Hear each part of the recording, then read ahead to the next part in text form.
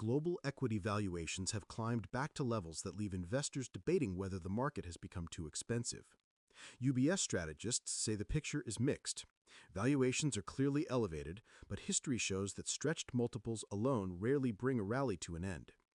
The MSCI All Country Index now trades above 19 times 12-month forward earnings, roughly 30% above its 20-year average. UBS notes that this premium is concentrated in fast-growing, highly valued sectors such as technology. IT stocks make up more than 28% of the global benchmark, compared with just 11% a decade ago, amplifying the index's headline valuation. The United States remains the global outlier. The S&P 500 trades at 23 times forward earnings, near the top of its historical range.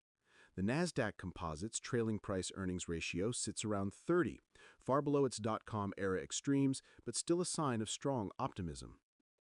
By contrast, valuations in other major regions look more contained.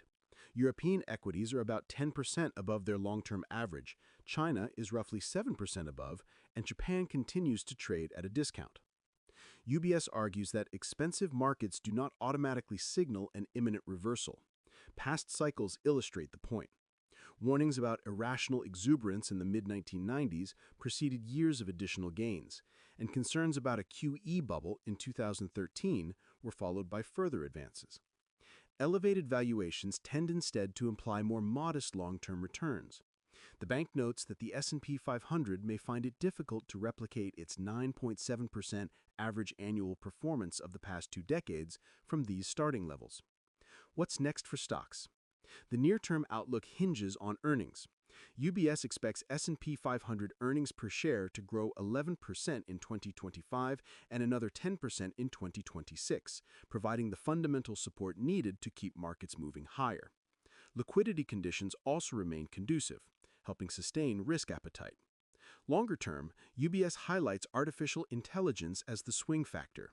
If AI delivers the productivity gains many expect, markets could grow into today's valuations, easing pressure on multiples. The reverse is also true. An AI disappointment would bring valuations into sharper focus and represents a key downside risk. In UBS's view, today's market is expensive, but not necessarily fragile. Strong earnings growth and plentiful liquidity can support further gains, but the margin for error is thinner than in past years.